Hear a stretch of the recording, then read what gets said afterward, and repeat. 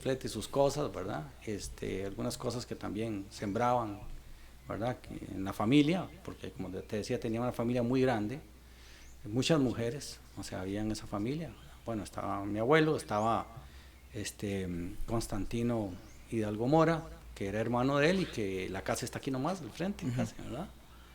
Que es justamente el papá de mi tía Lilian, ¿verdad? Y luego tenía unas hermanas que yo recuerdo algunas que me decía mi abuela, una se llamaba María, vivía en Punta Arenas, otra que se llamaba Vitalina, que era casada justamente con un creo que tío abuelo de mi papá que se llamaba Vicente Chacón, y creo que otras que se llamaba Elba también. Entonces eran varias, ¿verdad? Básicamente más mujeres que hombres. Y bueno, él se dedica a eso a principios de siglo XX, ¿verdad?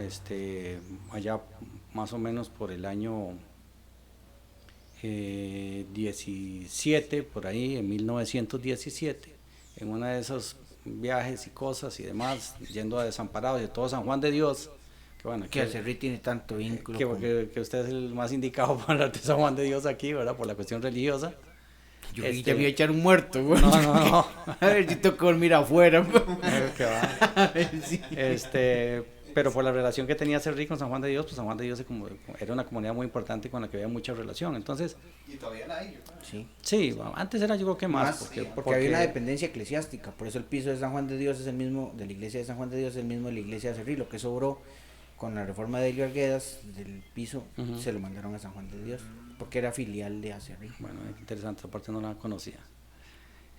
Y bueno, entonces conoce a mi abuela y Josefina Díaz Monje, ¿verdad? Ella sí era, digamos, oriunda de San Juan de Dios de Desamparados, y al poco tiempo se casan en 1918. Imagínense que mi abuela había nacido en 1899, entonces era 2 años menor, mi abuela tendría 16 años en esa época y mi abuelo 18, ¿verdad? Es decir, así es que... No, su abuela nació en el 10, nació en 1900. No, 1899. Ah, bueno. Tendría 17 años, digamos. Sí, ajá. 17. 18, 19. Sí, 19. porque 19. se casó en el, Exacto. en el 18. 19 y mi abuelo, no sé, súmele 2 años 21. más, 20 años. Sí, 20 21. años, 20, 21. Pero por ahí andaba, a los 20. Yo a los 20 todavía andaba con lagartijas en las bolsas del pantalón, güey. Y bolinches, con que estar pensando en casarme. Pero antes era muy normal. Sí, claro. Sí, era muy normal. Es que era de una hecho. lógica empresarial, no de que se iban a ser millonarios, sino de que el matrimonio era visto como una sociedad económica a escala pequeña, ¿verdad? Reducida, y donde la lógica del periodo era casarse. O sea, una de sus metas en la vida era casarse porque era tener hijos, era formar, era lo que se le pedía a la sociedad en el momento, y entre eso, seamos sinceros, entre más rápido sucediera, muchísimo mejor. No, y además de eso, la esperanza de vida era otra, ¿verdad? Si uno ve los censos de 1927, por ejemplo, la esperanza de vida es como de 42, 43 años. Entonces, claro, la madurez tenía que llegar más temprano, ¿verdad? Porque también la vida era más corta. Por ejemplo, la mamá de mi abuela murió a los 42 años, ¿verdad? Y además los trabajos de la época eran realmente complejos, difíciles y demás, y usted podía estar sano, y lo mandaban ahí a traer ganado ahí, en el caballo se desbocaba y es que fulano se murió por tal cosa, o le cayó una piedra, o se vino de un árbol, ese tipo de cosas que para nosotros ahora es, digamos, ¿quién nosotros conocemos de la generación que se murió porque le cayó un palo encima, ¿verdad? O se le desbocó un caballo? Eso usted y yo creo que Fabián no lo conocemos, pero para ellos, para la época era algo hasta relativamente sí, claro, común. Y de hecho es un accidente laboral el que le cambia a mi abuelo la vida, ¿verdad? Es decir, en su trabajo como carretero, ¿verdad? Y eso pues obviamente había un poco de insalubridad en el tema del ganado, de verdad, eh, digamos, la suciedad y todo, ¿verdad? Que había en esas cosas, y él se le desarrolla una infección en uno de sus ojos. Si mal no recuerdo era el ojo izquierdo. Entonces esa infección hace que mi abuelo pierda el ojo. Entonces, Claro, al perder el ojo izquierdo, ¿verdad? Entonces, todo esto contado por mi abuela, Los doctores, los médicos le dicen, si usted sigue en ese trabajo, tiene la posibilidad de que pierda el otro, porque si se le desarrolla otra infección sí, ya no hay escapatoria. Ya no hay escapatoria. Entonces, mi abuelo dice, bueno, ahí tengo que cambiar de trabajo, ¿verdad? No puedo seguir con el tema de carretero y todo.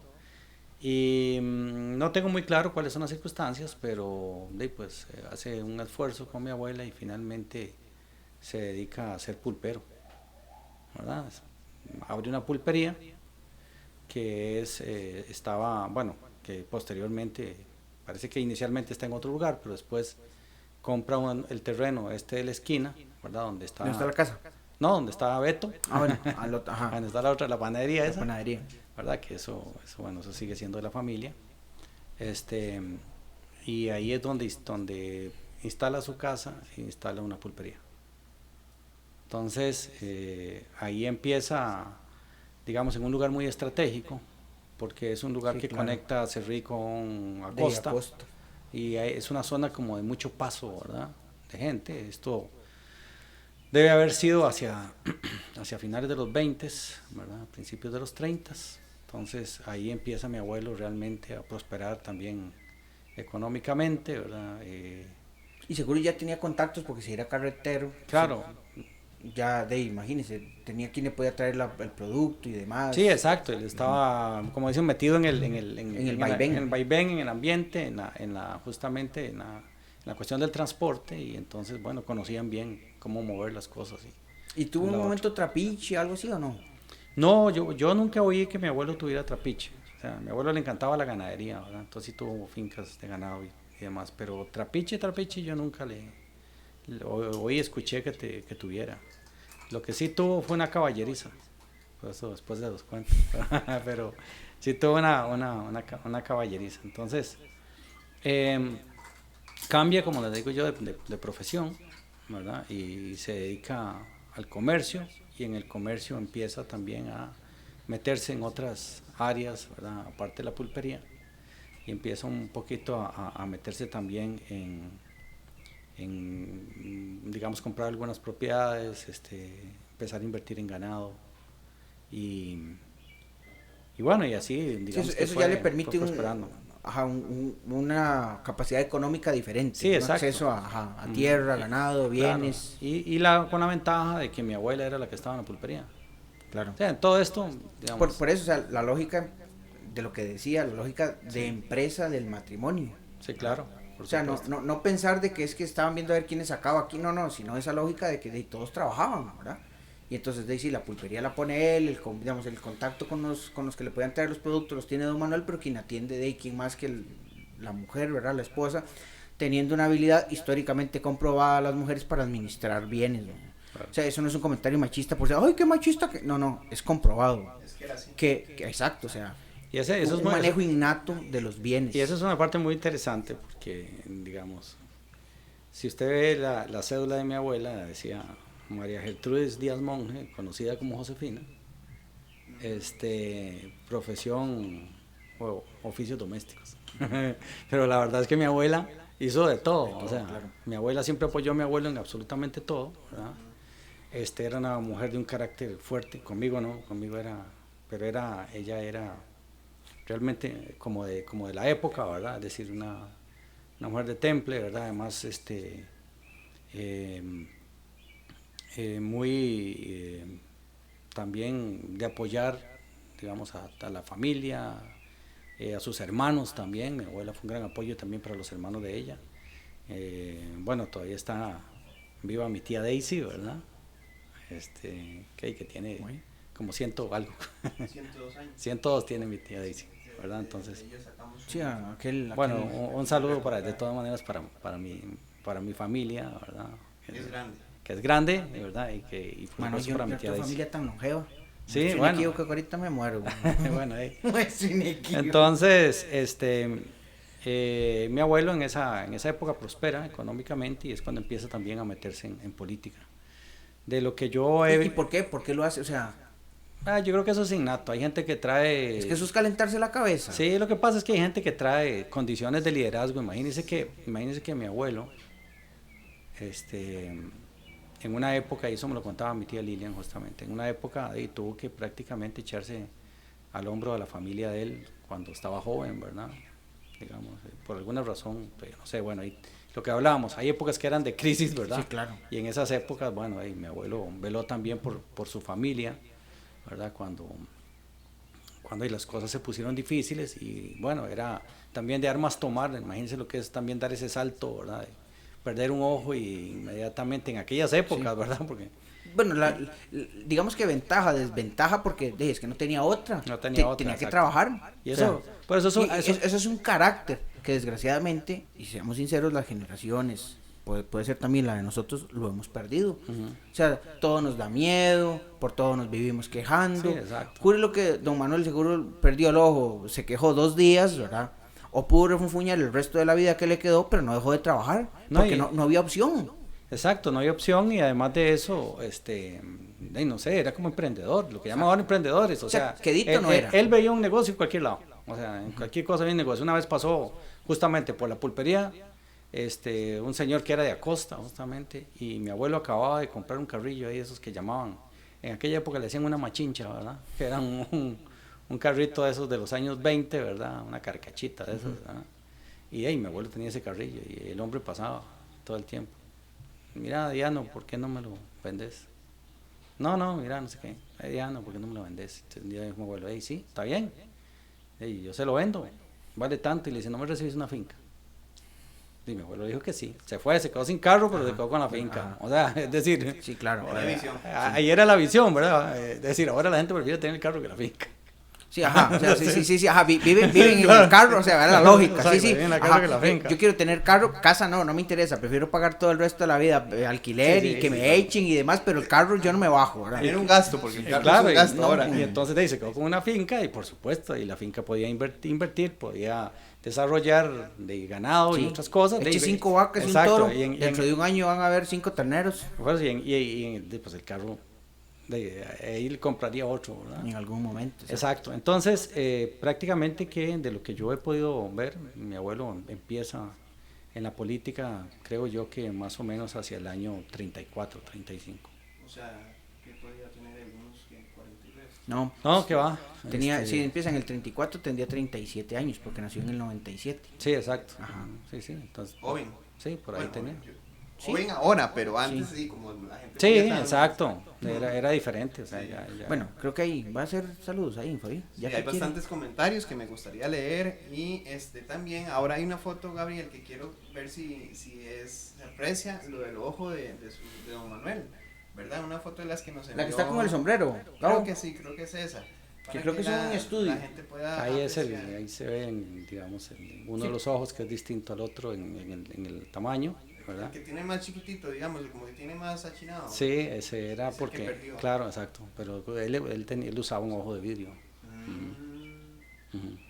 Eso era.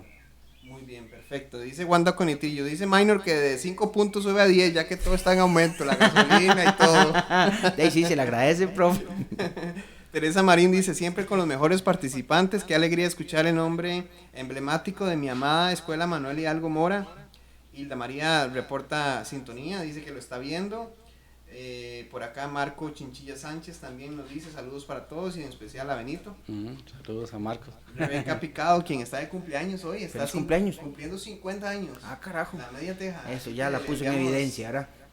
No, ¿y por qué hay Rebeca Picado, bueno, la hermana de Alex. La hermana de Cubi, de todos. Ah, que de estos otros, sí. Sí. Cumple el día que el señor Ferguson. Sí, de Walter Ferguson. Y también el hijo cumple, André cumple, pero como 24 años, no me acuerdo. André, 24 años, cumple el mismo día que va a decir, ¿verdad? También saludamos a María Durán Corrales, Vanessa Bonilla dice que lo está viendo. Marlon Nico dice, saludos muñecos. Qué bueno que están de vuelta, desde Barrio y Condominios El Mono. Sí, la calle El Mono, güey. A Mini. Minor Rojas dice, buenas tardes, saludos cordiales a Fabián y Aurelio y en especial para el invitado Benito Chacón. Nidia Pérez por acá comenta, vamos a ver porque se me fue, no sé si a usted le quedó. ¿A dónde? Vamos, Nidia quedó. Pérez después de Minor. Ajá, dice, buenas tardes, qué bueno verlos, felicidades y muy linda historia, bueno, ahí se le agradece ahí por estar. Ah, bueno, y después dice que yo fui a esa escuela desde primer grado hasta cuarto, bellos recuerdos. Arlene Aguilar, perdón, dice, buenas tardes, estoy feliz de escucharlos con sus historias, muchas gracias. Estela López dice, lindo el comienzo de esta historia. Y luego Paulo Hidalgo, gracias Radio Acerrí por compartir la historia de nuestro bisabuelo. Saludos al Ahí está primo Manuel, ajá, ahí está el Manuel primo Benito. Pablo, que recién está de asesor en la Asamblea Legislativa también. Ah, carajo. De veras. Ajá, así es que entonces saludos a Pablo y buena suerte.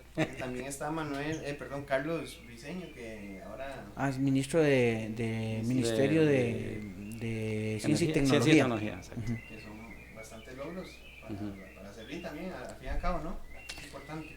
Yo creo que el problema de servicio a lo interno.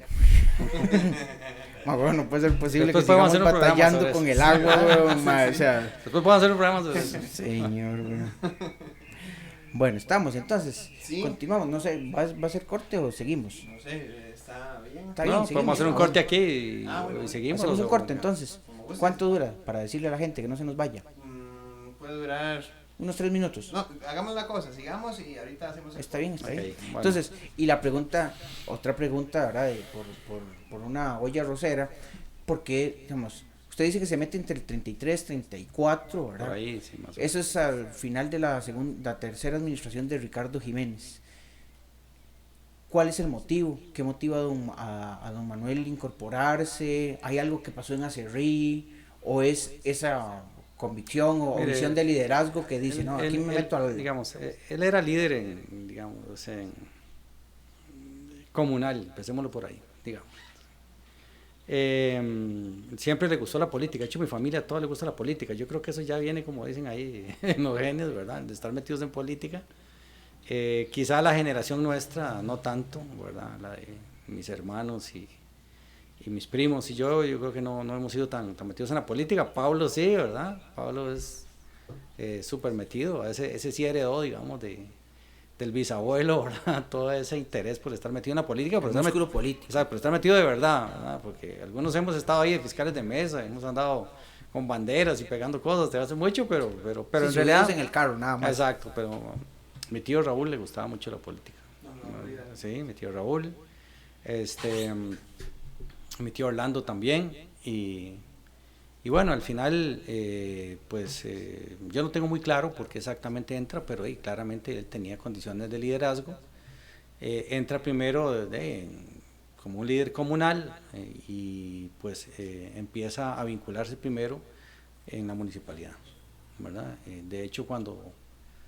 ¿Y entra a un partido específico? ¿O Básicamente él siempre fue del republicano, Ajá. del partido republicano. Entonces, él fue fiel cortesista, ¿verdad? Yo creo que su primer contacto realmente con la política, como dicen, a lo grande, fue con León Cortés. León Cortés era, pues se conocían bien, mi abuelo y León Cortés. De Hay hecho, una foto ahí, Gabo. Hay una foto en la sí. que están dos personas a caballo. Búsquela si nos hace el favor. Esa. Exacto, el de adelante es León Cortés, de atrás mi abuelo en ese caballo. Iban en un Jeep Willys a la legua, iban en la política para las elecciones del 36. Del 36. Exacto, iban para las elecciones del 36 y el Jeep algo pasa con el Jeep, se descompone, lo que sea. De seguro se calentó. Y lo que fuera, y solo había un caballo. Ajá. No, entonces,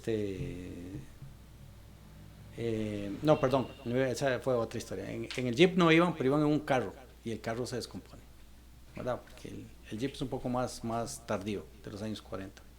Iban en un carro, el carro se descompone y entonces el caballo es lo que queda. La solución fue, ajá. La solución, entonces la solución es el caballo y bueno, de hecho hay un escrito muy interesante de mi abuelo que se llama El César, lo que es del César. Ahí lo tengo yo guardado, es un gran, ¿cómo diríamos? De aquellas cosas que se hacían para pegar en las paredes, como un volante, pero grande, ¿verdad? Una hoja grande, donde mi abuelo escribe en el año 35, justamente hablando de que la administración de Ricardo Jiménez, todo el éxito que se debe, porque tenemos que recordar que veníamos saliendo de la crisis del 29 y que, digamos, las medidas que se tomaron fueron básicamente medidas similares a las que se tomaron en Estados Unidos, ¿verdad? Desarrollar todo lo que, exacto, y desarrollar todo lo que fue la obra pública, ¿verdad? Entonces hubo un gran desarrollo de la obra pública y León Cortés era del Ministerio de Obras Públicas y Transportes, y entonces mi abuelo empieza a hablar de que si bien es cierto fue la administración de Ricardo Jiménez, pues eso fue León Cortés, ¿verdad? Eso para justificar. Entonces es un gran escrito enorme, ¿verdad? Puede tener unos 60 centímetros por 40, es una cosa grandota, ¿verdad? Entonces ahí él da todo el razonamiento, ¿verdad? Punto por punto, de por qué León Cortés sería un buen líder y por supuesto un muy buen presidente. O sea, con segundo grado de escuela. Pero eso no inhibe, no quita, no oprime ese deseo, porque sentarse a escribir no es una cosa realmente sencilla, y menos justificando las acciones de otro. Claro, por supuesto, y eso mamá por lo menos contaba siempre que mi abuelo manejaba muchísimo las matemáticas, que ella se sorprendía cómo una persona que había llegado hasta segundo grado podía hacer aquellos cálculos y hacer cálculos sobre porcentajes, sobre intereses, sobre todo. O sea, él además un autodidacta. Un autodidacta, ¿no? Exactamente. Tenía unas bases, por supuesto, las que había recibido en la escuela, pero bueno, él fue un autodidacta, se metió, se rozó con mucha gente. La Universidad de la Vida lo obligó a tener ese comportamiento. Exacto, y además se rozó con gente que era muy importante en la época y que de alguna manera él también aprendió muchísimo. Además era una persona, con lo que contaba mamá, con una gran capacidad de aprendizaje, y le gustaba todo lo nuevo, estaba enterado de todo lo que estaba pasando, o sea, no leía todos los días los periódicos, en fin, él se mantenía informado de absolutamente todo. Y entonces, bueno, yo he visto incluso la letra de mi abuelo, ¿verdad? Hay varias cosas que están ahí escritas en las cosas que nosotros guardamos, y bueno, o sea, no parecía alguien que hubiera llegado hasta segundo grado, ¿verdad? La letra que tenía. Obviamente, muy probablemente, pues todas estas cosas él las buscaba quien se las corrigiera y todo lo demás, pero las ideas él las hay una foto con Calderón. Justamente en esa foto, ¿verdad? Esa foto es Gabo, deje la anterior, señor, por favor. Exacto. Gracias. Esa foto, por lo que yo creo, esa foto debe ser poco antes de la revolución del 48. O sea, eso es en la campaña, no del 40, sino en la campaña del 48. En la campaña del 48. El segundo intento de Calderón. Exacto, ese es el segundo intento, porque ahí está mi tío Raúl. ¿Cuál es? Es el, vamos a ver, tenemos de izquierda a derecha. Ajá. El señor de sombrero de saco como negro. Ah, sí, a la par de la señora. A la par de la señora, ese es mi tío Raúl. Entonces, bueno, ahí mi tío Raúl. ¿Y sabe dónde es esa foto, Manuel? Esa foto, si no, como decía mi abuela, esa foto es adentro. O sea, ajá, sí, allá arriba. Ajá. Allá arriba, yo creo que es por la zona de Jorco, por ese lado. Mi abuelo también era muy amigo de Jorge Celedón y de los Celedón de arriba, o sea, Jorge Celedón, Roberto Celedón, que eran grandes cafetaleros, sí, claro, ¿verdad? También, y también líderes en esa zona. En esa zona, ¿verdad? De Jorco. Entonces, muy probablemente, creo que si mal no recuerdo, esa foto es ahí, en esa zona de Jorco. Y esa foto sí es como para ese año, ¿verdad? Para el 48. Y creo que uno de los que estaban para aquí era el otro señor que vivía aquí abajo, Nardo Corrales, ¿verdad? Sí, yo sé quién es. Entonces, esta foto, pues, de ahí se puede ver también la relación que tenía él, ¿verdad? También hay otras que podemos ver por ahí, ya vimos a León Cortés, ahora vimos a... Si quieres las buscamos, pase, Gabo, a ver. Y esa la vamos a ver para después comentar un poco. Bueno, esa ya la vimos. Sí. Ajá, creo que había otra foto. Ajá. Esta, por ejemplo, el que está ahí con esta cuestión negra que tiene en las manos, es Mario Chandi. Ya eso es en el 58, sí, que 59 por ahí. ¿Y don Manuel cuál es? El de los anteojos. ¿Y la señora quién es? No sé, ya es parte, ya no desconozco. Mamá sí los conocía. Devuelvo un toque, Gabo. ¿Y esa dónde será? Ah, se parece como en las películas de Nueva York, ¿verdad? ¿No? Sí, no, entonces en San José sí, obviamente. había una costumbre en San José que era que ibas caminando y alguien te tomaba una foto, después llegaba y ¿verdad? Te ofrecía que vendérsela. Sí. Por eso es que hay muchas fotos, si se dan cuenta, de gente caminando en San José. San José. Mamá tiene fotos de esas. Es que ese era el negocio, la forma de... Exacto, entonces ahí lo capturaron caminando, ahora fue una cosa muy, muy casual. Espontánea. Como esas fotos que toman ahora que dice, tómeme una foto como que yo no me doy cuenta, ¿verdad? Pero en su momento sí no se dio cuenta, digamos. En esto sí, y le decía, mire, tome una foto aquí, y bueno, y mi abuelo la compró. Hay algo muy, muy interesante, es que a mi familia siempre les encantó la fotografía.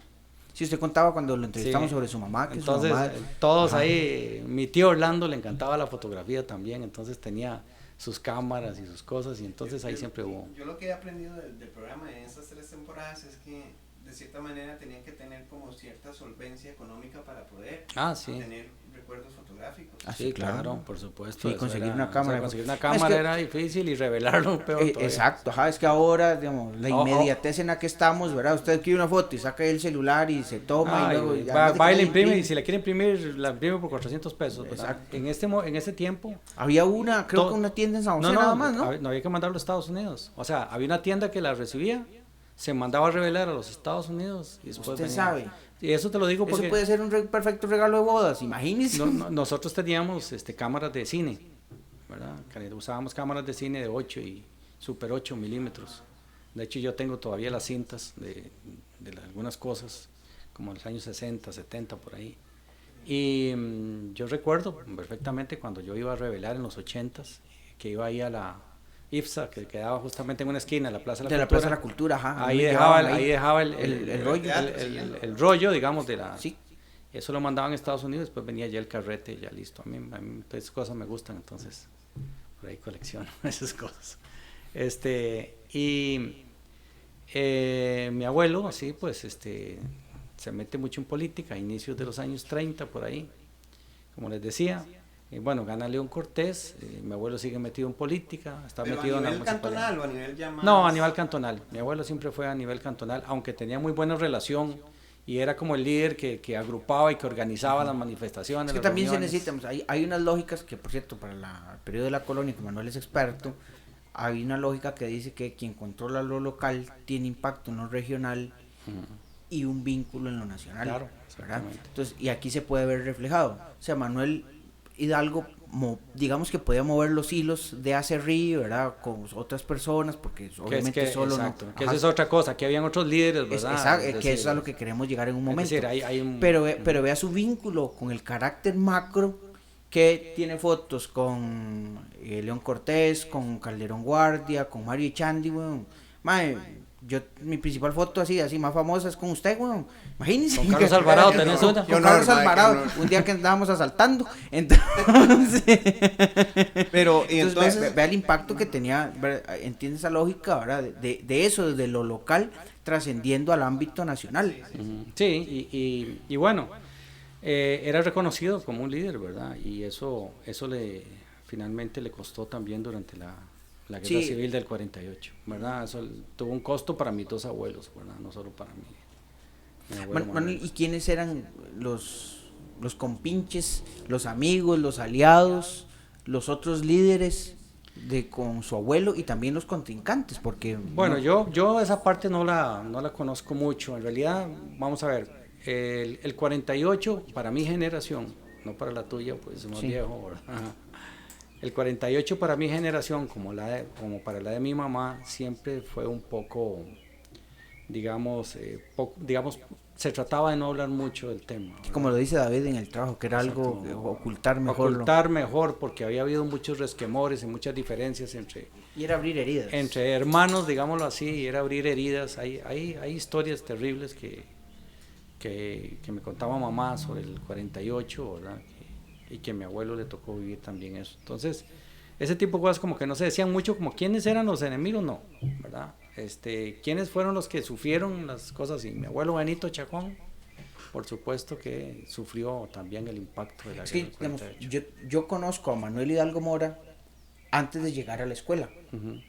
porque mi abuelo hablaba de don Diano Bueno, Hidalgo. por eso, exacto. Y mi mamá, Bueno, mi mamá le la- tiene un bueno, respeto a don la Diano, familia o sea, tuya eran de los que eran muy también amigos de mi abuelo, y eso sí yo lo recuerdo bien.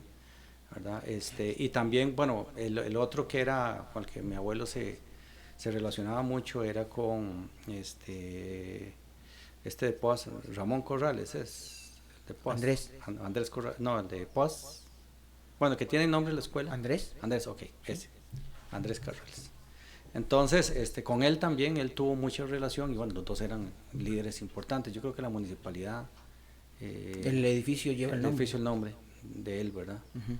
Entonces, con ellos eran con los que se relacionaba. Ahí, por ejemplo, les mencioné también Nardo Corrales, que también con el que andaban siempre para arriba y para abajo en toda esta cuestión de la política. Y otra gente por ahí, por supuesto, ahí mis tíos y más otras de Acerrí, que yo ahora, digamos, los nombres no los recuerdo exactamente. Pero sí, bueno, durante la época de los 40, mi abuelo es calderonista.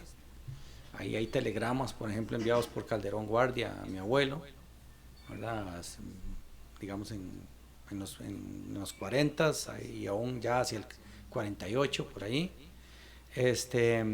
Y bueno, incluso hay una foto de León Cortés firmada por León Cortés, ¿verdad? Que probablemente se la dio en algún momento. Sí. Hay que tener en cuenta que mi abuelo fue cortesista siempre, ¿verdad? Más que calderonista, era cortesista. Ajá. Era calderonista ya por rebote casi, ¿verdad? Mejor dicho, porque el delfín de Cortés es Calderón, sí, en la primera. De hecho, ahora que hacía memoria, creo que más bien la fotografía que vimos, sí es de los 40, más bien para el segundo intento de Cortés, que es cuando el 44, muere. Cuando viene la ruptura con Calderón, exacto, porque Calderón tira... es cuando, poco antes de que... A Picado. Sí, de que Cortés muera, ¿verdad? Uh-huh. Sí, dicen que lo mató el Colerón. Bueno, podría haber sido perfectamente, pero el caso es que mi abuelo pues conocía bien, digamos, a muchísima gente. Cuando viene el 48, ¿verdad? Mi abuelo es calderonista. Entonces, obviamente, por la situación que se está dando, mi abuelo, si hay algo que tenía es que no era para nada bélico, ¿verdad? Es decir, le rehuía a las malas relaciones, ¿verdad? Y pues prácticamente que en esa revuelta mi familia empieza a huir, digamos, o mejor dicho, a desplazarse, uh-huh, para huir de conflicto. No toma parte en el conflicto armado como tal. No, mi abuelo eso no, era lo que menos le gustaba, ¿verdad? Es decir, a él ese tipo de cosas no... De también, o sea, había perdido un ojo y en la guerra hay muchas posibilidades de que usted muera. Sí, sí, pero además de eso había, digamos, una consideración ahí como que la lucha no era como el principal medio, ¿verdad? Exacto, para solucionar las cosas. Tenía un pensamiento muy inteligente, porque al final ninguna guerra llega a no hay reales vencedores en una guerra. Sí, y lo sufrió bastante en el 48 porque, bueno, mis tíos y él y mi mamá y mi tía Lilian y el hermano de mi abuelo, Constantino y demás, anduvieron moviéndose de una casa a otro precisamente para evitar, ¿verdad?, que llegaran a la casa aquí, ¿verdad?, que era muy céntrica, muy fácil de llegar. Y todo el mundo sabía dónde vivía. Exactamente, entonces sabía muy dónde vivía, entonces se refugiaban en la casona de adobe que había sido sus padres, aquí en la planta. Ahí se refugiaban porque mi abuelo decía que por ser los muros de adobe y ser gruesos había menos posibilidades de que una bala, digamos, pasara. Mis tíos andaban huyendo y se ocultaban en ¿cómo se llama?, en fosas que hacían en los cafetales y que cubrían con hojas de plátano en la parte superior, y ahí se quedaban y ahí pasaban las noches y demás. Y mamá dice y lo que recordaba ella era andar con un saquillo con la ropa, dejándola, yendo de un lado a otro, ¿verdad? Porque a veces la mandaban a ella por aparte, ¿verdad? Y la mandaban solo a ella a dormir, tal vez en algunos de los familiares de mi abuelo o algunos de los amigos de mi abuelo, ¿verdad? En ese plan anduvieron. ¿Respetaban entonces mucho a la mujer, digamos? No, digamos, era una estrategia y eso ha sido utilizado, por ejemplo, en México se debe haber representado con la guerra cristera. El ejército mexicano nunca se dio cuenta, cuando se dio cuenta pasó las desgracias que pasaron. El ejército cristero, que eran hombres así de montaña y demás, el ejército federal de México nunca entendía cómo de antes esa gente conseguía armas. De ahí las mujeres andaban con unos vestidotes enormes y andaban con todo el parque metido, ¿verdad? ¿Ya? Y llevaban comida y demás. no crea que eso fue una rareza o una excepción del caso costarricense. Lo que nos está contando Manuel es la puesta en práctica también en Costa Rica de cómo a las mujeres, por eso, o sea, el cuentico de que es que la historia no cuenta, no, que no la hemos descubierto es otra historia, Sí, pero claro. hay historia de las mujeres, y una es esa, por ejemplo, en la guerra, que no fueron a la guerra, o sea, no fueron a la guerra en el sentido de que no tomaron un fusil y se fueron a dar de balazos con alguien, pero su participación en ella fue algo que se dio. Es que era la posición que se tenía que dar. Usted no podía esperar que en 1948 una mujer agarrara un fusil y se fuera a matar, ¿verdad? ¿Por qué aquí tenemos a Pancha Carrasco como héroe y demás? Porque fue la rareza. Aunque es representante de otro grupo de mujeres, porque no fue solo Pancha, ¿verdad? Sí, claro. Fueron otras mujeres que fueron y ayudaron en su labor de cocinar, curar, que no es, repito, no es un comentario machista, es que era lo que se esperaba. Pancha Carrasco es un punto, un parteaguas, porque se mete, por ejemplo, se vuelve bastante famosa cuando participa en aquella recuperación del cañón, de que unos costarricenses, por estar literalmente dormidos, pierden un cañón, ¿verdad? Entonces, el caso que nos presenta Manuel de Nani, la mamá, es eso, es decirle, vaya, ¿por qué? Porque Nani conocía el territorio, entonces deje la ropa o deje la comida, que eso era lo más No, normal. y digamos, si era muy pequeña, mi tía Lilian andaba también en eso. Y bueno, lo otro interesante es durante la guerra, que tal vez esto, yo creo que es la primera vez que lo contamos así al público, digámoslo así. Mi abuelo, bueno, lo primero fue el atentado, ¿verdad? En la casa, ¿verdad? Cuando están ellos durmiendo en esta casa y ponen una bomba. Sí, en la parte de abajo de la sala, ¿verdad? Es decir, esas casas, esta casa, ¿verdad? Bueno, la conozco bien porque me ha tocado remodelarla y demás. Los pisos son de madera en la sala. Entonces, para ventilación, para que no se pudran y demás, tienen Un unos tipo de horcón.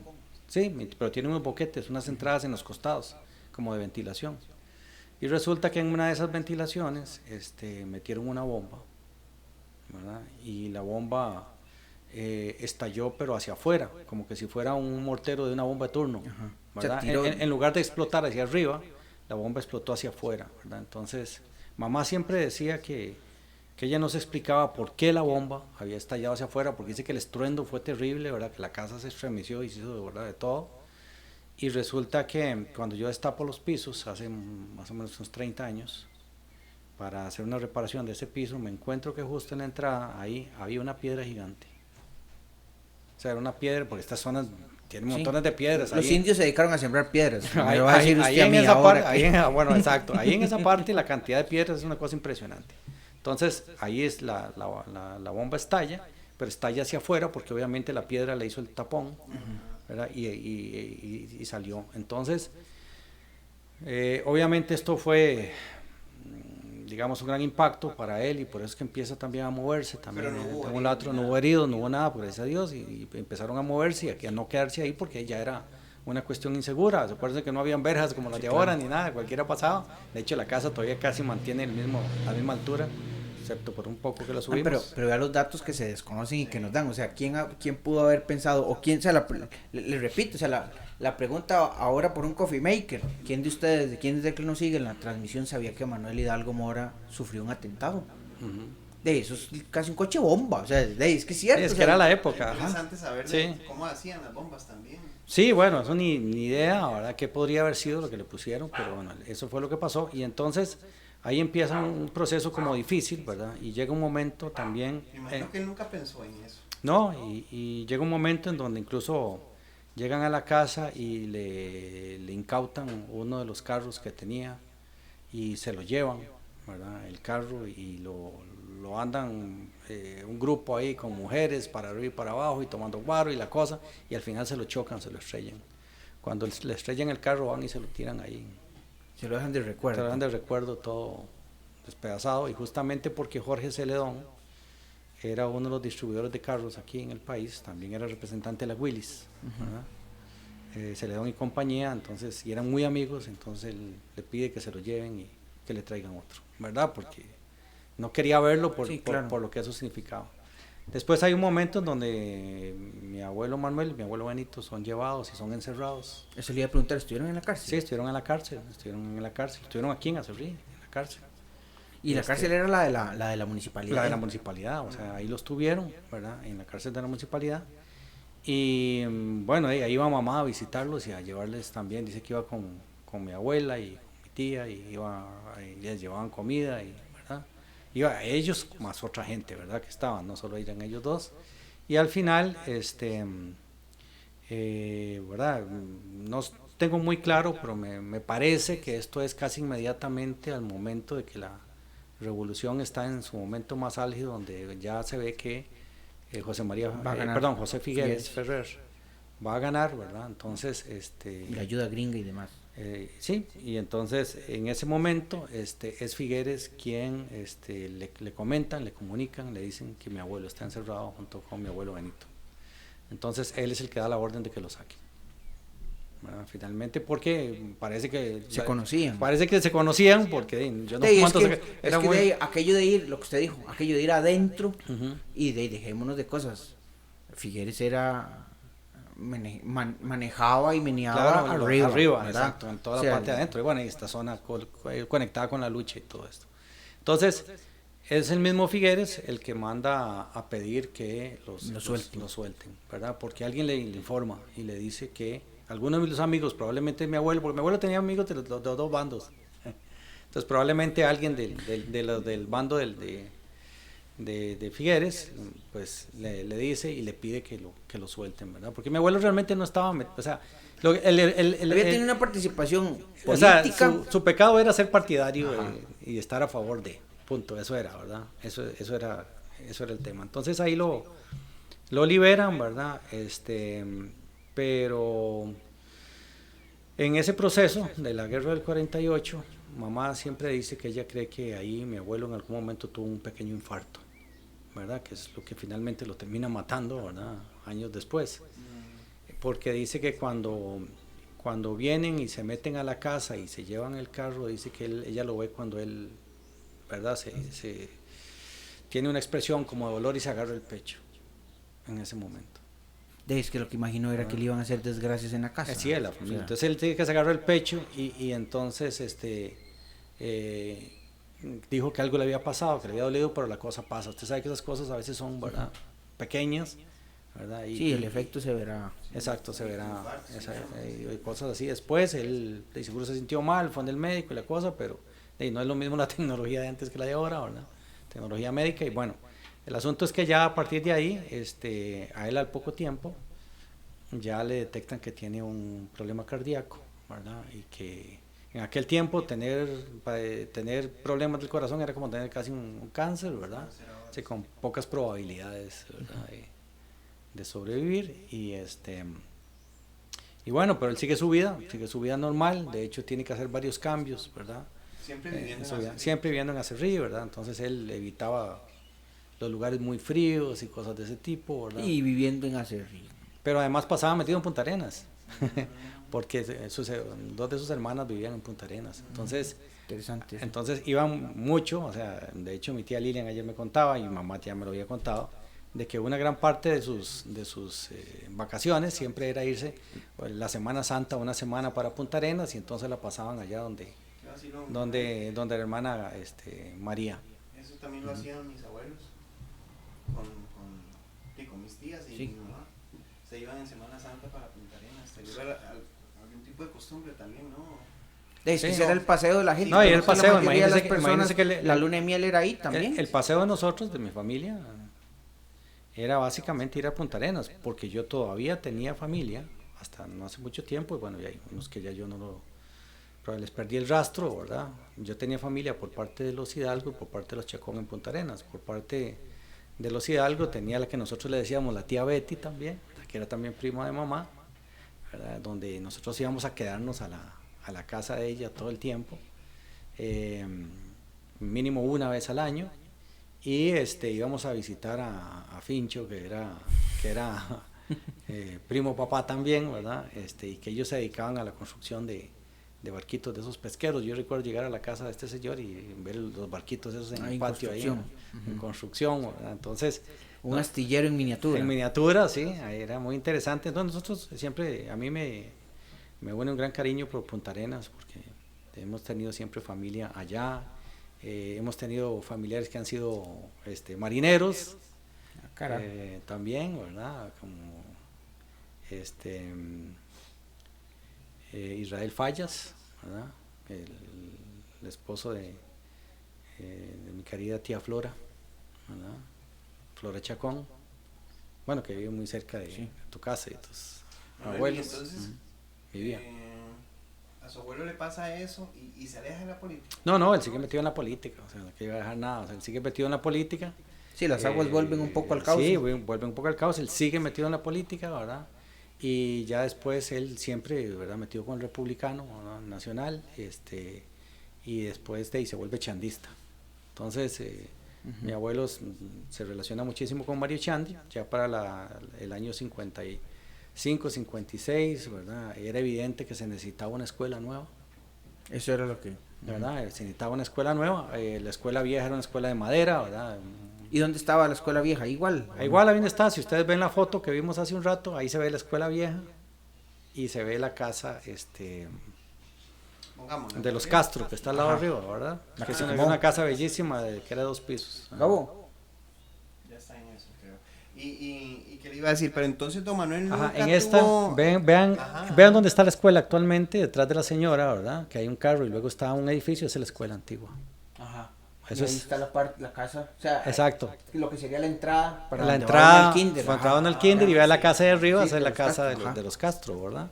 Wow. Que esa casa era bellísima, 2 pisos. Yo solo una vez tuve la opción de entrar, una vez que iba pasando ahí por el frente, y no me acuerdo por qué razón, y era una casa que tenía enorme, de 2 plantas, como con un patio central bellísimo, ¿verdad? Una casa. O sea, la construcción es... para mí la casa más linda que había en Acerrí era un modelo belga, ¿no? Vean cómo está. Definitivamente eso. Sí, es una casa o sea... afrancesado. Totalmente, o sea, una cosa espectacular, ¿verdad? Que vea el impacto de lo que le hemos dicho, o sea, vea la construcción de esas casas, y eso responde a un modelo específico del impacto internacional, porque eso es copia, claro, de unas lógicas arquitectónicas, porque fueron diferentes casas en Acerrí que todavía existen, unas copiando el modelo francés, otras copiando el modelo inglés, ¿verdad? Sí, bueno, aquí en Acerrí lo que priva básicamente son los victorianos ahora, ¿verdad? Que es como lo que queda, quedan pocas, exacto. Entonces, bueno, lo que se ve atrás justamente ahí es la escuela. Diferente, ¿verdad? Lo que conocemos ahora. Sí, claro, por supuesto. Entonces mi abuelo empieza a hacer contactos tenía contactos con Mario Chandi, y empiezan a discutir la posibilidad de que se construya. Pero eso fue todo un pleito, porque yo he escuchado y me he puesto a investigar un poco sobre la escuela, y he escuchado que una gente que nos proponía que fuera más abajo, que fuera en el cementerio. Exacto, y otras por la plaza. Que otro fuera más bien en la plaza. Exacto. Luego los están acá, entonces he escuchado comentarios de que se construyó ahí porque los de 5 Esquinas no querían que fueran muy abajo porque los hijitos no tuvieran que caminar tanto. Bueno, no voy a hacer comentarios. Yo nada más digo lo que la gente ha dicho, pero que existía esa posibilidad de que la escuela se moviera. Yo disfruté mucho. Sí, claro. No, yo también. Yo agradezco que la hayan puesto ahí. Pero yo disfruté mucho yendo desde aquí hasta la escuela y volviendo, ¿verdad? Porque íbamos recogiendo todos mis compañeros en el camino, claro, ¿verdad? Mi prima Ana Isabel era la primera, Ana Isabel Hidalgo. Luego pasamos nos veíamos con mi prima Gretel Sánchez Chacón. Ahí te escribió, por cierto. Sí, bueno, ahí. Sí, ahí dice, don Diano fue una persona, parte de los comentarios, ¿verdad? Perdón que le interrumpa, de corazón noble, con mucho amor, mi mamá lo quería mucho, le encantaba siempre andar paseando a los chiquitos, y también menciona que, qué lindo cuando veíamos las fotos, yo disfruté ver esas películas, las que sí, es que son películas de cuando, los 15 de septiembre y todo eso, aquí en Acerrí. Un día, usted, bueno, no sé qué tan abierto sea posible también, tal vez en un programa. Sí, claro, podemos verlas. En fotos de Acerrí. Y la película, es que sí, las películas. 8, sí, claro. Sí, recuerdo increíble. Exactamente. Mi hermano Carlos tuvo la sabiduría de pasarlas a digital. ¿verdad? Pero bueno, ahí están las películas y está todo. Entonces, claro, mi abuelo entra, digamos, en un proceso como de liderar también a la comunidad, ¿verdad?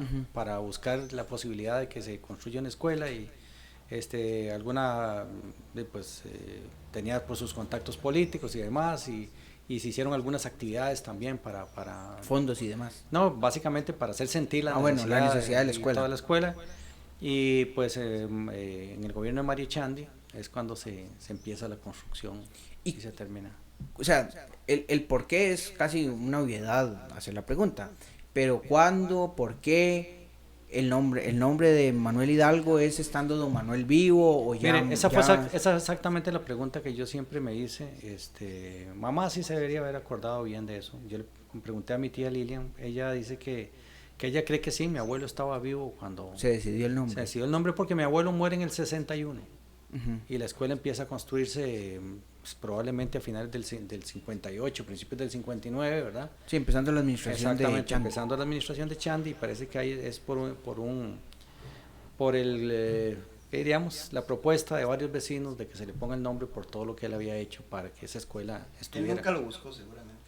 No, mi abuelo era, digamos, en eso, por lo que siempre me han contado, o sea, le gustaba figurar porque trabajaba, ¿verdad? Le gustaba hacer cosas, pero no era por eso, o sea, figuraba por rebote. Por rebote, exacto, por efecto rebote, colateral. Efecto colateral que figurara, pero además tenía un carácter como todos los Hidalgo, ¿verdad? La mayoría de los Hidalgos somos muy bromistas. Y como de carácter, digamos, tenía carácter muy fuerte, pero también era muy afable. Le gustaba hablar con todo el mundo, como le digo, le gustaba hacer bromas, y era muy preocupado en general por mucha gente. Es decir, uno se encuentra cosas ahí de cómo ayudó a mucha gente aquí, digamos, a que iniciaran sus negocios y demás. Y ahí se encuentra uno de los papeles, ¿verdad? Donde le mandaban a decir, mire, fulano, es que quiero hacer un negocito así, présteme, ¿qué me recomienda? Y no, le recomiendo tal cosa y usted me podría prestar, tome, aquí le mando la plata para que arranque, después me la va pagando ahí, ¿verdad? Entonces... era muy común eso, ¿verdad? Sí, bueno, había... Es que esa era la forma de... Bueno, Manuel podría explicar eso mejor que yo, pero esa era una de las formas de crédito que existía en la época. Exacto. Y había una cuestión de palabra también, ¿verdad? Hay una cuestión de palabra, exactamente. Bueno, había una cuestión de palabra, había una cuestión de honor también, claro. ¿Verdad? Y había una cuestión de respeto, ¿verdad? De respeto por la palabra, o sea, que uno empeñaba, ¿verdad? Y también a quien de antes usted se la había empeñado, ¿verdad? Exacto. Y bueno, como le digo, mi abuelo finalmente muere producto de su enfermedad de corazón, ¿verdad? Muere en marzo del año 61, y un infarto. ¿Cómo se llaman? Ahí están las fotos de los funerales de mi abuelo, ¿verdad? Que era una cosa impresionante, o sea, fotos tomadas desde el campanario, por ejemplo, Iglesia Cerrizo, una cosa... Eso sí lo pude haber compartido, tremendo. Me imagino que eso fue un llenazo. Sí, ¿no? Eso después lo vemos y hacemos otra cosa, ahí podemos ver las fotos, y es una cosa impresionante, ¿verdad? Ver también porque se hacía, es decir, tras de que la cosa era difícil, ¿verdad? Lo hacían todavía más dramático, ¿verdad? Porque se traían aquellos caballos percherones de la Polini, ¿verdad? De la funeraria Polini, que tenían como una carruaje atrás de esos negros con vidrio, ¿verdad? Donde iba el féretro, una cosa tremenda. Y ahí lo más cercano que nosotros hemos visto de eso es cuando enterraron a Lady Di. Bueno, una cosa así es, exacto. Así es, este mismo tipo eran, y como unas cosas, como unas redes que le ponían encima, una cosa impresionante a los caballos, ¿verdad? Eso debe haber sido muy impactante, ¿verdad? Y se tomaron muchas fotos de ese funeral, y finalmente, incluso a ese funeral vino Mario Echandi, también, es decir, era un poco, también por el respeto que había, ¿verdad? También, yo recuerdo que para el año 70 también, cuando las elecciones en las que participó Mario Echandi contra José Figueres, recuerdo también estar yo muy pequeño, aquí con Mario Echandi en la casa de mi tío Raúl, ¿verdad? Es decir, eso era ya como conocido de la familia. Exacto. No era una rareza. No era una rareza, era lo común. Manuel, y digamos ya ahí para ir encauzando hacia el final, pero sin que nos dé respuestas cortas, ¿verdad? No, eso no es lo que queremos. La otra vida de don Manuel, ¿a qué me refiero? Ya hemos hablado de su participación pública en negocios, comercio, política, pero ¿qué se sabe de él como papá? Porque yo a usted se lo dije, me dice, yo no lo sabía y se lo agradezco.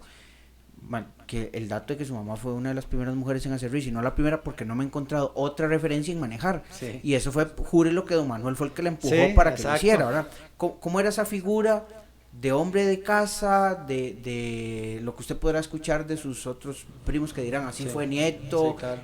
Así fue abuelo, cómo era, qué dice su mamá, pero también algo de lo que usted acaba de indicar, de que los hidalgos son bromistas, ¿verdad? ¿Qué anécdotas hay en torno a don Manuel? Exacto, entonces nos gustaría un poco que nos cuente, o sea, desde el hecho de que pusiera a su mamá a manejar, ¿verdad? Que no es cosa, ya ahora es la norma, pero en la actualidad no lo era, hasta anécdotas de don Manuel, no sé si nos puede comentar al respecto. Mi abuelo era muy cariñoso, era un gran padre, ¿verdad? Y también decían mis primos, o mis primos mayores, que era muy, muy cariñoso, ¿verdad? Con algunos de mis primos, de los hijos de mi tío Marcos Hidalgo, se llevaba densísimo, ¿verdad? Los quería muchísimo también. Hay otros que no los iba a conocer porque muchos íbamos a nacer también después, pero también era un hombre estricto, ¿verdad? Era un hombre estricto y de inculcar valores de trabajo, ¿verdad? Que lo hizo mucho también con mis tíos. También era pues de empujarlos para que hicieran cosas, ¿verdad? Entonces siempre pues apoyó, digamos, los arranques familiares de todos ellos, de una u otra manera, ¿verdad? Con alguna propiedad, con algún negocio, alguna cosa de ese tipo. Y era muy, digamos, en general, dicen que tenía un carácter muy, muy afable, era muy querido por todo el mundo, muy llevadero, ¿verdad? Pues no dejaba de tener su estricto, mis tíos le tenían un respeto tremendo, ¿verdad? Ustedes no sé si sabían, mi tío Orlando era ciclista. Sí. Era ciclista, muy bueno, sí, era muy bueno como ciclista. Yo todavía las veces que anduve con él, y eso que ¿verdad? Me lleva como 40 años, me lleva como 30 y pico. Lo revolcado. Pegaba unas revolcadas allá en Guanacaste, ¿verdad? Que yo le decía, hey, pues, váyase, nos vemos allá. Sí, nos vemos, yo llego, le decía yo, ¿verdad? Entonces. Y llegaba en el bus. y mi tío, sí, a veces me llamaba mi tío Orlando y me decía, ¿por qué no me viene a recoger? Le digo, ¿dónde está tío? Cuando tenía 60 años. Estoy en Caldera, me decía. Y digo, ¿pero qué? Entonces me iba con mi tío Raúl, ¿verdad? A recoger a mi tío Orlando. Entonces, mi abuelo, en algún momento, cuando mi tío corría con una cuarteta que tenía el campeón nacional, que se llamaba Héctor Macís muere en un accidente, ¿verdad? De ciclismo. Y entonces mi abuelo le dice a mi tío, usted no vuelve a correr más. Nunca más vuelve a tocar la bicicleta. Ahí se acabó la carrera ciclística de mi tío, ¿verdad? Porque así era, ¿verdad? Y mi tío tenía 20 y tantos años. Le digo, usted no corre más, usted no se vuelve a montar en una bicicleta más. Bueno, mi tío no es mentira, siguió montado en las bicicletas, ¿verdad? Pero ya no lo hizo. La competencia competencia ahí murió. Ahí lo sacó y le dijo, usted no corre más. Y así se respetaba y así era. Y mi abuelo era muy, muy bromista, entonces por ahí en la casa debe estar, man, no sé, tal vez Mariana la tenga por ahí guardada, mi hija. Había una máscara horrible, man, del diablo. De hule, porque para aquella época, imagínense, la máscara de hule que uno se la ponía aquí, ¿verdad? Ahí estaba, yo siempre le tuve miedo a la máscara, pues estaba ahí guardada en un armario que tenía mi abuela, ¿verdad? Y yo decía, uy, que esa cosa va tan horrible. Y los cuentos es de que mi abuelo llegaba y se llamaba un carajo y le decía, tome, póngase la máscara, y le daba un saco, póngase el saco. Y cuando la gente estaba marcando, lo mandaba y le decía, vaya. Entonces, claro, seguro ya había la parejilla muy emocionada. Mandaba, bajemos la natalidad. mandaba el carajo con la máscara a asustar a todos los que estaban marcando en la noche, con la máscara. ¿Verdad? Es una máscara horrible, tengo que decir que es bien. De en la noche. Debe ser una máscara, imagínate que debe ser una máscara de los años 50. Ajá. ¿Verdad? Tengo que buscarla, porque ahí debe estar, pero es como un hule, así como casi color piel y todo, y tiene unos pequeños cachos, así apenas. Es una cosa tremenda, ¿verdad? Pero bueno. Uno está emocionado, más y mejor, y un hueputa ahí entonces, con una máscara. Ahí, y cosas de ese tipo le gustaba hacer a mi abuelo. ¿Qué más? ¿Tienen alguna otra de que se acuerden? Bueno, yo no recuerdo, sí, bueno, hay otras anécdotas, pero que ya no son tan así, ¿verdad? En esos viajes, en esos viajes que hacía mi abuelo, ¿verdad? A Punta Arenas, pues alguna vez estuvieron a punto de hundirse en una pequeña lancha, ¿verdad? Porque decidieron irse a la isla de San Lucas, ¿verdad? Era muy común ir a la isla de San Lucas a visitar a los presos, que además tenían su venta de artesanías y demás, y con eso recolectaban algunas cosas. Entonces, como mi abuelo iba a Punta Arenas, entonces se fue y decidieron ir a San Lucas. Y entonces la hermana María le dijo: mira, Diana, no vayas porque el mar está muy picado, ¿verdad? No está tan bien el asunto, no sería conveniente que fueran y no sé qué. Y entonces mamá iba a ir también, ¿verdad? En ese viaje. Finalmente la tía de mamá, María, no la deja que vaya. Mi abuela dice que no va y se va mi tío con mis tíos y con uno de mis primos. Y el mar estaba picado. El mar estaba picado y de regreso les fue malísimo, ¿verdad? Y ¿cómo se llama? El mar, dicen que horrible, ¿verdad? Que el agua se metía al bote que estaban sacando y que mi primo, creo que era Marco Tulio, que en paz descanse también, dicen que decía: abuelito, y en el fondo hay piedras, ¿verdad?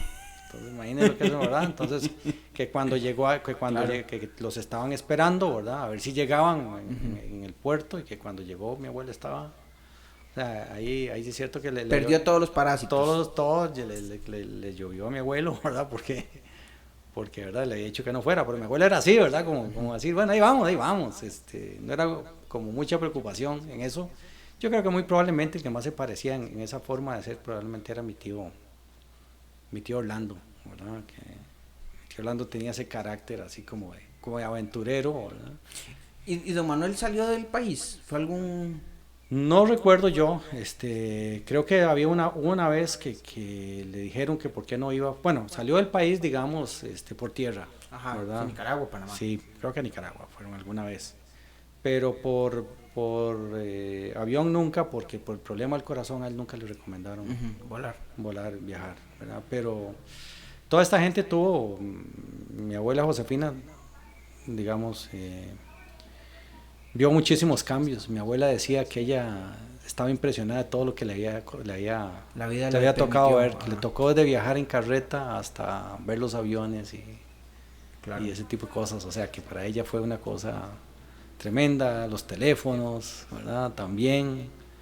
Sí, claro. ¿verdad? Es decir, tener un teléfono en la casa, por ejemplo. Exacto, sí. Que era la televisión, por ejemplo, les tocó a todos ellos. Mamá dice que la vez que fueron a Nicaragua, ellos se pegaban a las ventanas. Porque la televisión llegó primero a Nicaragua que a Costa Rica, exactamente. Entonces que se pegaban a las ventanas y bueno, y la televisión llegó después. Ellos se fueron como en el 58, creo que fueron a Nicaragua, y la televisión llega aquí en el 63. 64, exacto, 63. Entonces, bueno, más o menos eso era la actividad de ellos, y bueno, y eso es lo que recuerdo. Manuel, quiero leer los comentarios. Sí. Para que vea ahí un poco. Dice María Elena Falles, un saludo a María Elena. Espero que Gerardo siga muy bien. Dice: mis hijas son egresadas de la Manuel Hidalgo. Me parece muy interesante la historia de don Manuel Hidalgo Mora. Saludos. Gretel Sánchez dice: bueno, saludos, abrazos. Dice que bellas fotos y que disfruta mucho ver las películas. Manuel, antes de seguir, porque la pregunta no la hemos hecho, porque yo un día se la dije a mi mamá, porque mami solo me dice Diano, mami solo le habla así de don Diano, y yo, ¿por qué don Diano? En realidad mi abuela decía, no sé, bueno, había muchos diminutivos en ese tiempo, ¿verdad? Mi abuela se llamaba Josefina y le decían Fina. Mi abuelo, pero es que ese mi abuelo no puede deducir, pero Diano. Mi abuelo no era Diano, era Liano. Ah, Liano. Sí, ese era en realidad como le decían. Ajá. Lo que pasa es que después, así le decían en la casa, Liano. Pero después se convierte en Diano. En Diano. Eso es, ¿verdad? Pero muy probablemente por lo de Manuel o había alguna cosa de ese tipo, pero yo no lo tengo claro porque nadie lo sabía en realidad, pero desde que él estaba joven, en su casa le decían Liano, y después se convierte en Diano. Bueno, Lino Berni Sánchez, un saludo, dice: excelente programa. Saludos a Lino Berni. Saludos a los tres, los admiro, y cuando es posible nos escucha, muchas gracias. Dice que la escuela era la que llamaban bareque francés, exactamente. En Madera era lo que se llamaba el gallinero. Dice, para seguir con Bareque francés, claro, por supuesto. Con lo que indica Lino, dice que en cuanto al apoyo de Mario y Chandy, podemos apuntar que un grupo de acerriceños liderados, entre otros, por Tito Corrales, le dieron el apoyo para que se construyera en el mismo lugar. Y dice que no se puede dejar de lado la amistad de la directora Celia Saborío Soto con el expresidente Mario Echandi Jiménez. Y bueno, dice que Hilda María López dice que en el funeral de Don Diano todo Acerrí se tiró a la calle. Yo me imagino que eso tuvo que haber sido un llenazo. Bueno, muchas gracias también a Lino Berni por todos esos apuntes tan interesantes. Y bueno, él es un gran apasionado por recoger todo lo que tiene que ver claro, con la historia de Acerrí, exacto, y con los grandes aportes que ha hecho con los libros y demás, ¿verdad? Creo que es de reconocer ese interés de Lino Berni. Y bueno, yo el otro día le decía a Lino Berni y no se acordaba que él me enseñó a jugar tablero. Mañas. Me enseñó a jugar tablero porque jugábamos tablero con chapas en la casa de mi tío Marcos, ¿verdad? Estábamos, por cierto, con mi primo Marco Tulio, ¿verdad? Marco Tulio Hidalgo Sánchez, ¿verdad? Que eran mucho mayores que yo, o sea, Marco Tulio era bastante mayor que yo, entonces, pero bueno, yo era un chiquillo y los veía ahí jugando tablero, entonces ahí aprendí yo cuando jugaban tablero. Dice que no se acuerda, pero yo sí me acuerdo bien. Y aprendió a jugar entonces. Sí, bueno, no, aprender bien, no sé, porque pero no, aprendió. Pero aprendí, claro. Es que antes en el servicio se jugaba mucho tablero. Era como el juego ¿verdad? El juego común. Yo no sé por qué, había muchos, el trompo. Mesa, ¿no? El juego de mesa era el tablero y con las chapas, y eso se hacía. Claro, o sea, de manera casera. Orlando Chinchilla jugaba. Sí, Orlando Chinchilla, sí, yo sí me acuerdo. Sí, aquí había gente que jugaba mucho, pero como que eso se ha perdido, yo siento, ¿verdad? No sé. Que aquí por lo menos en Acerrí ya no juega tanta gente como antes, ¿verdad? Pero era como el juego. Yo tablero he visto jugar así, de forma, en reiteradas, solo en Limón. El Limón sí. Sí, en Limón, claro, en Limón pasan jugando ahí, ¿no? Yo en otro lado no he visto, y en Acerrí me acuerdo sí de Orlando Chinchilla, sí. Lo que dice Fabián, sí, de Orlando. Sí, esa gente pasaban aquí, y yo me acuerdo hace muchos años que en cualquier parte pasaba un nivel, veía a la gente jugando afuera ahí. ¿Sabe dónde me acuerdo? Puede ser que extrapole un poco, pero en la zapatería Carlillos, que estaba por mi casa. Ay, ¿cómo se llama? Sí. Carlillos Fallas. Sí. Ahí. Sí. No es que yo me iba a meter ahí claro. La parte del barrio, entonces llegaba ahí a incomodar. Ahí por tu casa, nosotros íbamos a jugar futbolín ahí detrás de la iglesia. Ajá, había unos futbolines ahí. Donde Don Esvin. Sí. Que era la cantinilla que había, que era pulpería. Bueno, yo me acuerdo nada más del futbolín. Ajá. Me acuerdo que tenía un piso de madera, yo me escapaba de ahí porque a mi mamá no le gustaba. Fuera a meter así. Era cantina, era pulpería y cantina. Sí, me acuerdo, Don Esvin y Doña bueno, pues Jalvia, es que aquí todas las pulperías eran pulpería y cantina. ¿Sí? La que metió Raúl. La de Tino. Bueno, aquí la de 5 esquinas, que era la de mi tío Raúl, ¿verdad? Que eso primero era una gran pulpería, la mitad era pulpería vender. Y la otra, la mitad era cantina, lo dividía una pared ahí, como un biombo, como un biombo, una mampara, y en Salitrillos también. De la que está frente a la iglesia. La que estaba frente a la iglesia, esa es la ahí nosotros nos íbamos a jugar mejengue, nos íbamos a tomar refrescos. Ajá. Sí, eso es muy interesante. Sí, un pulpero viejo de Acerrí. Sí, las pulperías, bueno, ahí mi familia tuvo siempre pulperías, era muy interesante ahí. La venta, por ejemplo, vender tabaco y lo que llamaban cuecha, ¿verdad? Ajá. Que era el tabaco endulzado. Para masticar. O sea, masticar. Yo recuerdo a los señores ahí, ¿verdad? Echándose su trago, masticando y escupiendo. Ya me imagino eso. Sí, era una chorcha roja ahí, porque era como cafezusco rojizo. Sí, ya me imagino. Bueno, creo que hemos llegado al final de la entrevista. Agradecerle, nos fuimos sin cortes, Fabián, pero bueno, eso es lo de menos porque la entrevista estuvo bastante amena, bastante interesante, y muestra de ello tuvimos al público conectado y la cantidad de comentarios que son bastantes. Agradecerle, Manuel, haber aceptado esta segunda invitación, un amigo ya de la radio. La vez pasada hablamos de su mamá, hoy iniciamos la tercera temporada de Cafeteando Entre Historias con el caso de su abuelo don Manuel Hidalgo Mora, y se lo queremos agradecer tanto Fabián, Mariano como yo y Gabriel, que se tuvo que ir. Agradecerle haber aceptado esta invitación y haber sido tan claro, tan abierto en comentar todo lo que usted por lo menos conoce de don Manuel Hidalgo Mora. Muchas gracias. No, muchísimas gracias a usted y a aquí el equipo de La Potente, ¿verdad? Y por supuesto que muy complacido por esto. A veces es importante también rescatar algunas de las historias. No, claro. Sobre todo porque la tecnología nos permite ahora que esto quede en alguna parte. Sí, y tenemos para que la gente, no es que no lo haga con mala gana, pero eso de que, ¿usted sabe cuándo nació Manuel Hidalgo? De ahí está ya en una entrevista, ahí pueden hasta saber anécdotas, si se subió un caballo con León Cortés o no, ¿verdad? Ya está eso ahí, ¿verdad? Sí, sí, exacto. Pero bueno. Ya esto queda grabado, ahí está en internet y eso no creo que desaparezca, la verdad. No, muchísimas gracias y de un saludo para todos los y las acerriceñas, ¿verdad? Yo tengo mucho no vivir por acá, pero bueno, ahora estoy pasando más tiempo, digamos, tratando de estar un poco más. Yo creo que ya cuando uno llega a cierta edad... todo vuelve, ¿no? Todo vuelve y uno quiere como volver al lugar donde nació.